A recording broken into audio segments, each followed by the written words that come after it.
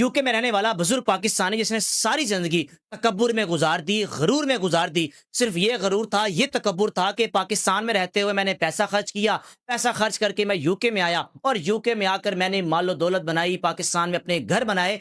इंसान को इंसान ये शख्स नहीं समझता था। लेकिन फिर एक बेटे के फैसले ने इस शख्स को घुटने टेकने पर मजबूर कर दिया।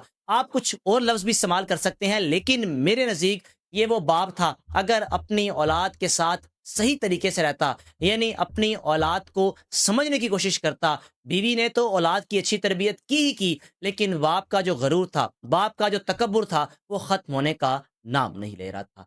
जनाब अली, ये बुजुर्ग पाकिस्तानी जवानी में पाकिस्तान से बरतानिया गए। पाकिस्तान में ही इनमें बड़ा गरूर था, तकब्बुर था। यानी आप बेहतर जानते हैं, आज से 15-20 साल पहले चले जाएं तो गांव का एक नौजवान भी अगर किसी प्रदेश चला जाता था तो उसका एक एटीट्यूड ही अलग होता था, चाहे वो वहां जाकर वॉशरूम धोता हो, लेकिन क्या था कि मुंडा बाहर जा रहे आए। जनाब अली, ये शख्स यूके पहुंचा।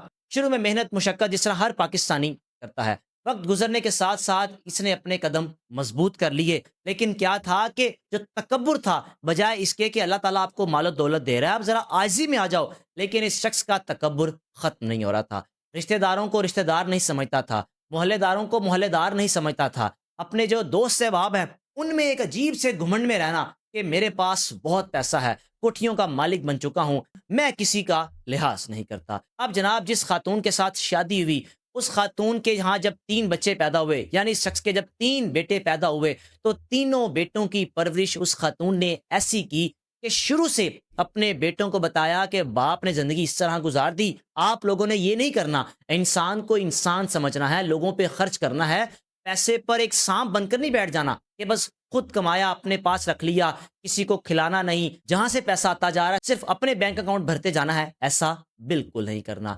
जनाब अली, इस खातून ने अपने बच्चों की ऐसी परवरिश की, बाप हैरान था कि बच्चों का जो रुख है सारा माँ की तरफ है और बच्चे माँ की बात माना करते थे, क्योंकि माँ ने शुरू से अपने बच्चों के जहन में ये चीज़ डाली कि आए मेहमान को वैल्यू देनी है। आए मेहमान को देखकर आपने ये नहीं कहना कि ये गरीब हैं, हम अमीर हैं, हमारा तो इनके साथ कोई लेवल ही नहीं बनता, यानी इस तरह की गुफ्तगू कभी नहीं करनी। तीनों बेटों की परवरिश ऐसी थी कि माँ को फ़ख्र महसूस होता था कि मेरे बेटों ने मेरी लाज रखी, क्योंकि वो खातून जिस घराने से आई थी उस घराने में आइज़ी थी, उस घराने में तकब्बुर नहीं था। लेकिन शादी एक ऐसे शख्स के साथ हो गई जिसमें इतना तकब्बुर था, इतना गरूर था कि जब पाकिस्तान जाना को घर वगैरह खरीद कर बनाना, यानी अपने उस भरम को, अपने उस तकब्बुर को, अपने उस एटीट्यूड को इस तरह सबके सामने रखता था कि जैसे इसके अलावा कोई दुनिया में अमीर है ही नहीं। अब जनाब, पहले बेटे की शादी का वक्त आया।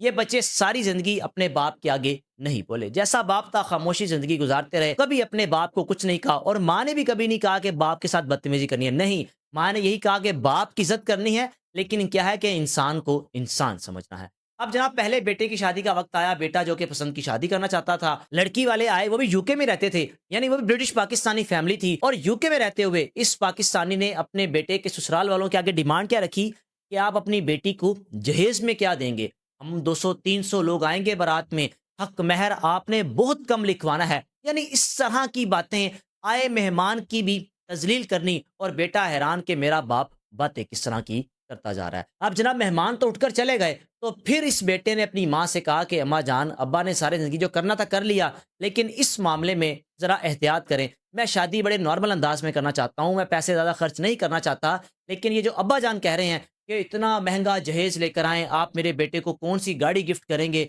ये चीज़ें पाकिस्तान में पाई जाती होंगी, लेकिन यहाँ रहते हुए बाप की सोच बदलने का नाम नहीं ले रही। जनाब अली, बाप का तरीकाकार वही। बेटे ने फिर क्या फैसला किया, अपनी माँ को कहा कि शादी तो मैं करूंगा बड़ी आजी से, बहुत कम लोगों में, अगर तो शादी के लिए बाप राजी है तो ठीक, वगरना मैं ऐसे ही करूंगा।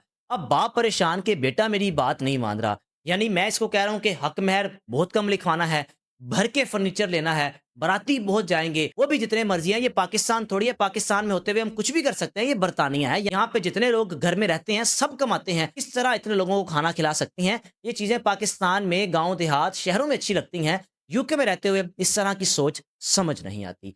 जनाब अली, बेटे ने फिर वही फैसला किया कि चंद लोगों में अपनी शादी का फैसला किया। बाप तो पहले कह चुका था मैं नहीं आऊंगा, लेकिन बेटा था किसने कहा कि मैं यूं ही शादी करूंगा अब्बा जान, मैं किसी पर बोझ नहीं बनना चाहता। बेटे ने शादी कर ली। پھر جناب باپ انہی رشتہ داروں میں آ کر بیٹھا اور اپنے بیٹے کا ماتھا چوما، کہنے لگا کہ بیٹا میں غلط تھا، میں غلط باتیں کر بیٹھا، نہیں کرنی چاہیے تھیں یہ باتیں، آئے مہمان کی تذلیل نہیں کرنی چاہیے تھی، ان کے آگے ڈیمانڈس نہیں رکھنی چاہیے تھی، میں اپنی اس غلطی پر شرمندہ ہوں، بیٹا درگزر کرنا۔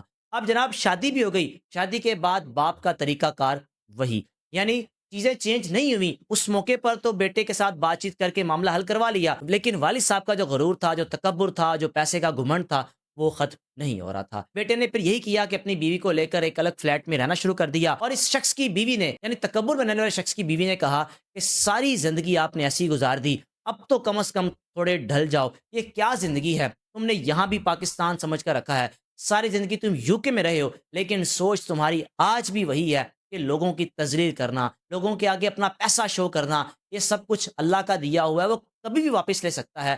خدا را اپنے اس غرور کو اور اپنے اس تکبر کو ختم کر دو۔